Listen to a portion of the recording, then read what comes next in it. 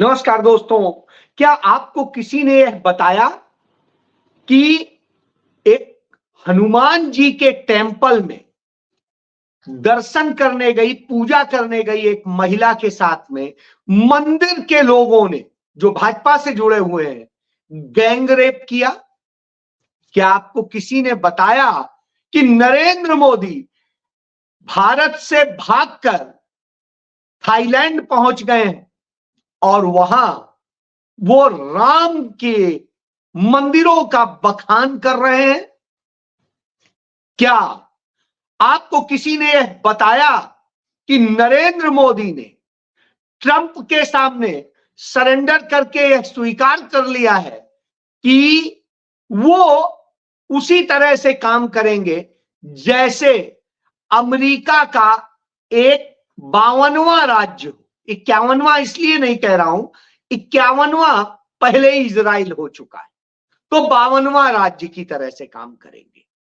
क्या किसी ने आपको यह बताया कि चाइना ने हमारे देश की हजारों किलोमीटर जमीन नरेंद्र मोदी के शासनकाल में कब्जा कर ली है? वहां तमाम निर्माण कार्य हो गए हैं, गांव बसा लिए और बहुत कुछ कर लिया है। और उसके बाद जब हमारे गालवान में जो जवान शहीद हुए थे, 20 जवान शहीद, उनकी शहादत के दिन हमारा विदेश सचिव चाइना के राजदूत के साथ मिल करके केक काट करके इसकी खुशी मनाता है। क्या आपको यह किसी ने बताया? क्या यह किसी ने बताया कि वक्फ बोर्ड कानून के जरिए किस तरह से जमीनें लूटने की साजिश की गई है, झूठ बोला जा रहा है और झूठ बोल करके हड़पने का काम किया जा रहा है? क्योंकि जो बातें वक्फ के बारे में बताई जाती हैं वो 100% व्हाट्सएप यूनिवर्सिटी की झूठी खबरें। ऐसा कहीं नहीं। वक्फ के पास सारी संपत्ति कानूनी तौर पर दान दी गई संपत्ति है, जिस पर संघियों और कुछ पूंजीपतियों और कुछ उनके लोगों के कब्जे। यह है कि तो चलिए इसी पे आते हैं कि नरेंद्र मोदी ने क्या किया है। नरेंद्र मोदी ने अमेरिका के आगे ऐसे घुटने टेके हैं कि अब ट्रंप के आगे वो कुछ बोलने की हिम्मत नहीं रखते।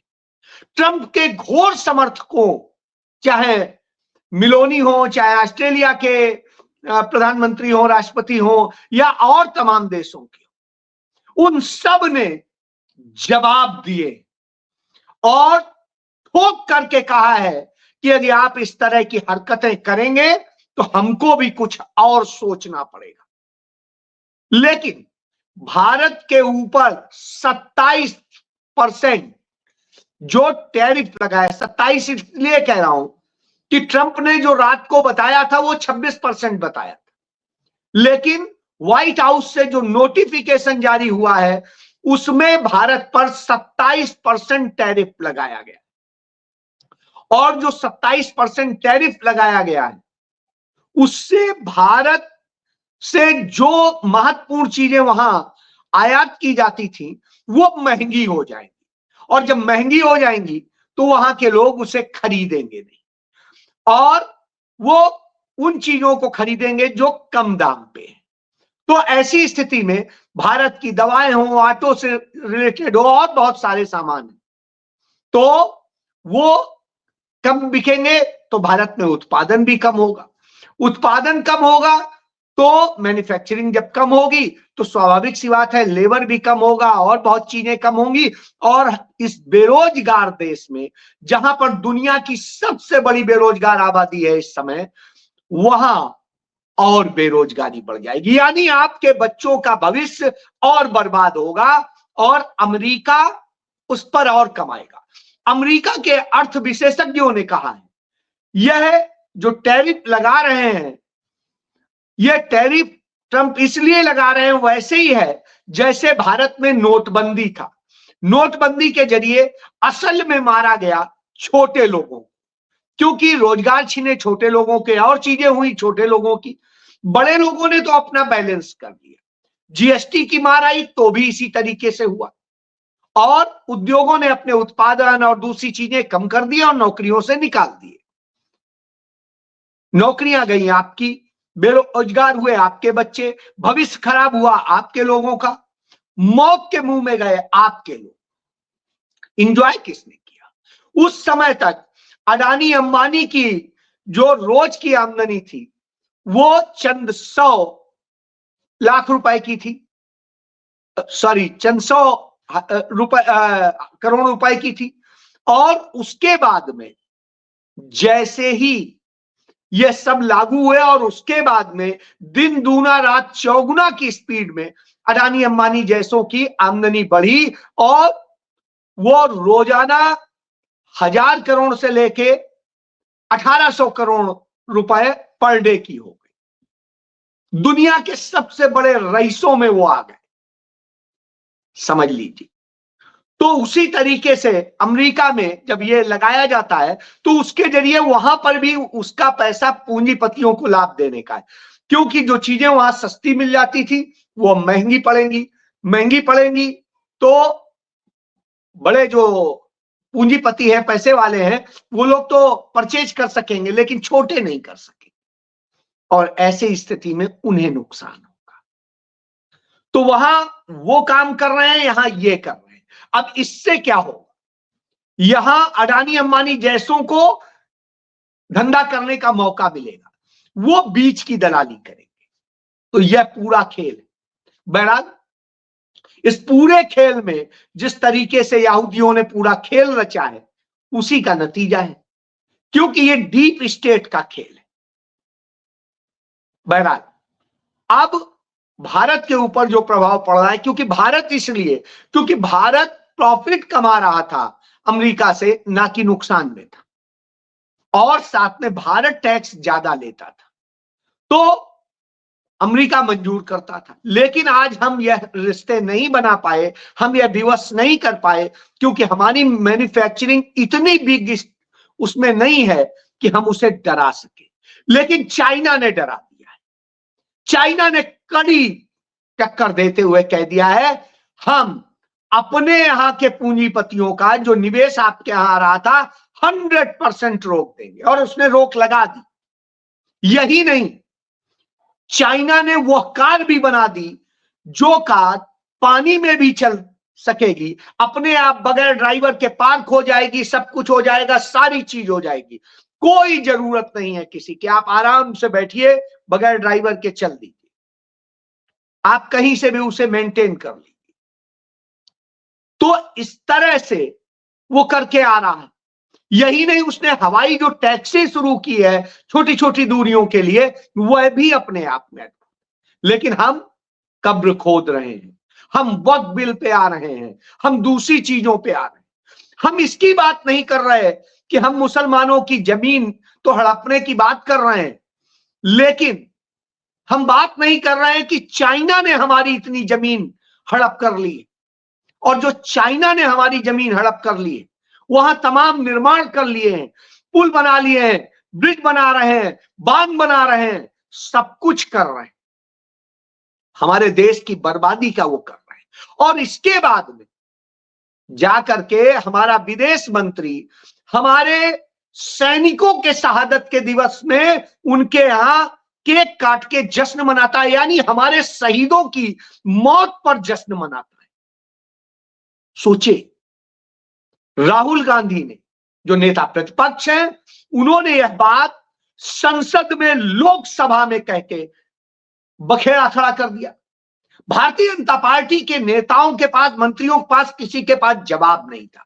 तो वही होता है गोली मारो वाला जो सांसद है इनका, बेतुका, और जो परिवारवाद से आया है वह अनुराग ठाकुर, जिसके बाद धूमल होते थे, धूमल के बाद पता नहीं क्या होते थे, तो अब वो अपने आप को ठाकुर बना चुका है।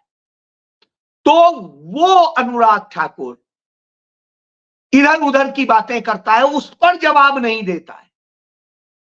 जब आप इधर उधर की बात करते हैं तब याद आता है श्रीमती इंदिरा गांधी थी, उन्होंने अमेरिका के कान पकड़ के उसे सीधा कर दिया था।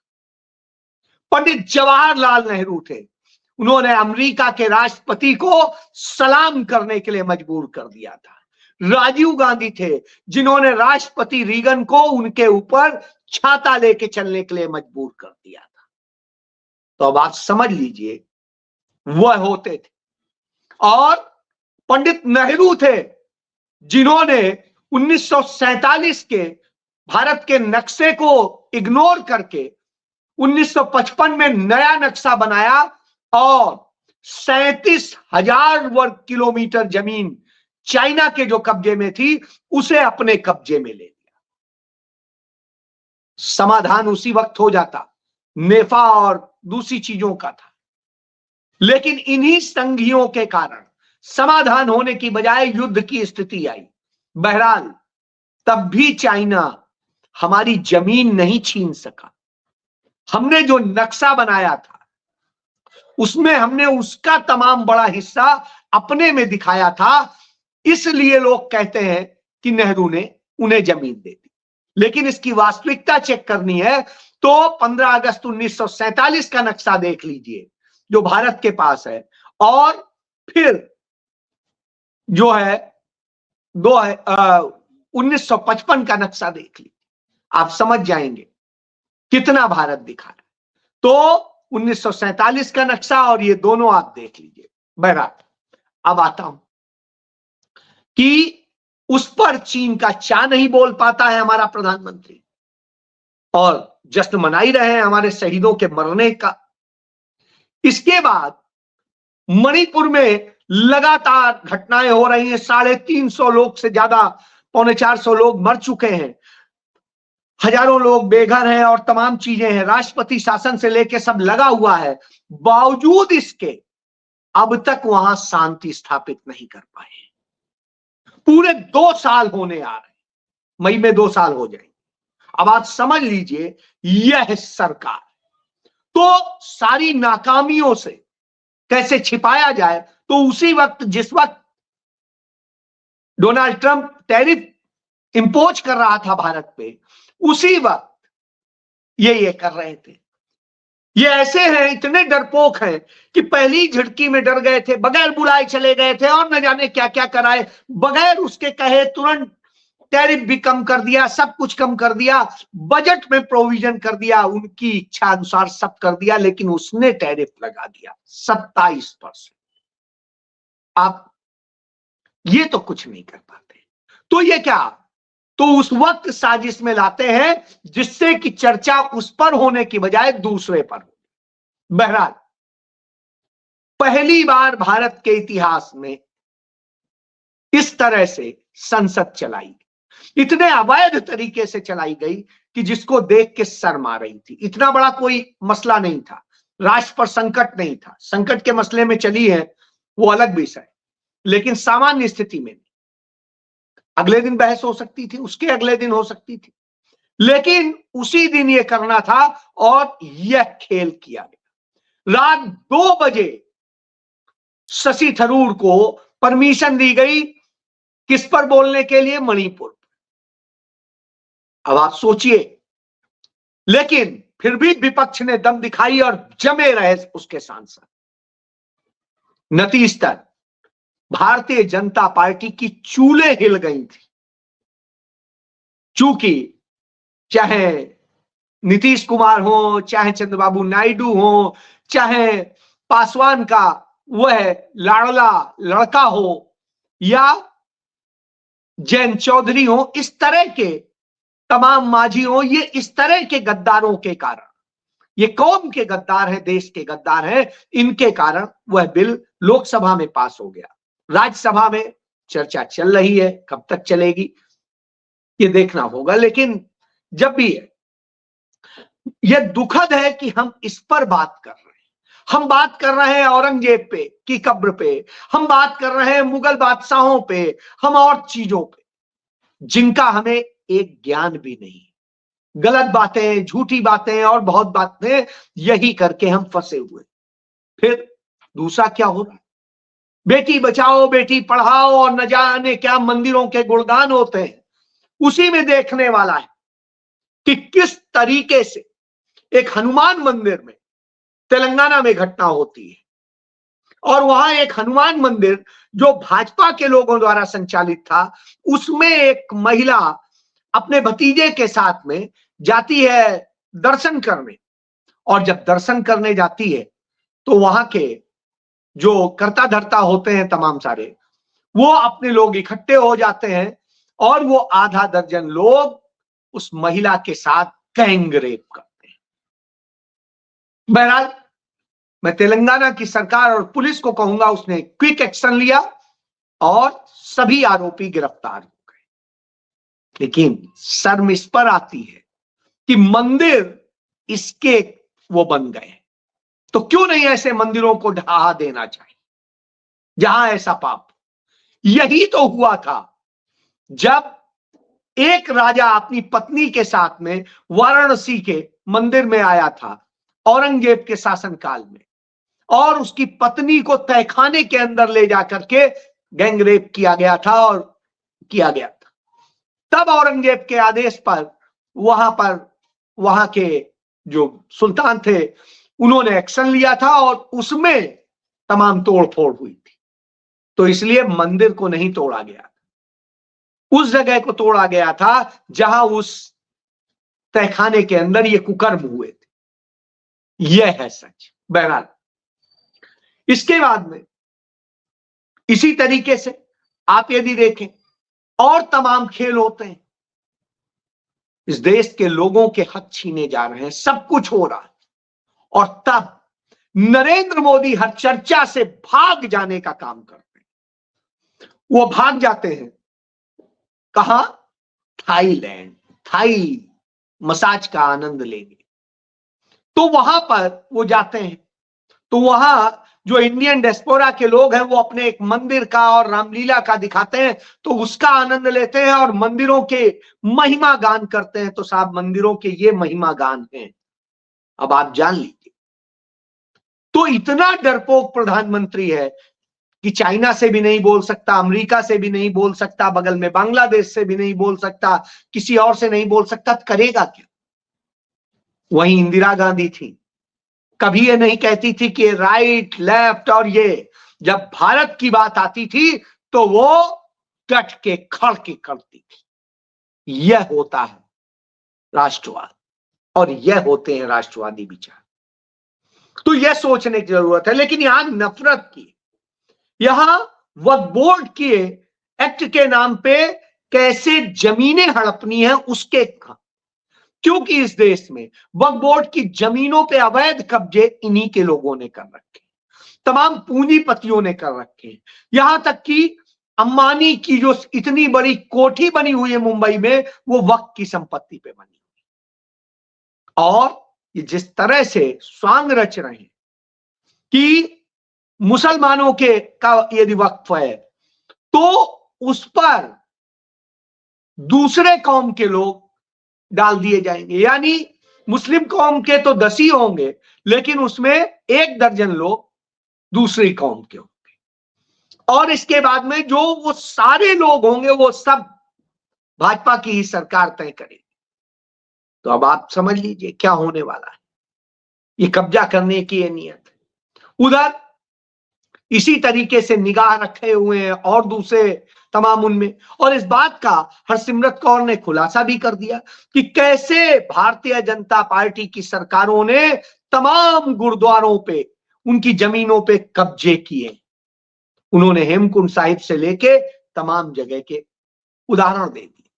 तो उन्होंने कहा खतरा हमें किसी और से नहीं, आज देश को खतरा आपसे है, देश की सारी अल्पसंख्यकों को खतरा आपसे है, चाहे सिख हो, चाहे ईसाई हो, चाहे मुस्लिम हो। और इसका नतीजा देख लीजिए, भले ही निजी कारणों से मुसलमान कहीं पर या ईसाई कहीं पर या कोई और कहीं पर आपस में लड़ रहे हो, लेकिन आप मेरठ में एक ईसाई संपत्ति पर कब्जा करने पहुंच गए, रायपुर में, आप छत्तीसगढ़ में वहां पर जमीन पे कब्जा करने बजरंग दल के लोग पहुंच गए। तो ये सब इनके खेल हैं, ये जमीनों को हथियाने के लिए सारी साजिशें रच रहे। तो आप ये जान लीजिए कि हम एक अब गुलाम देश में रह रहे हैं।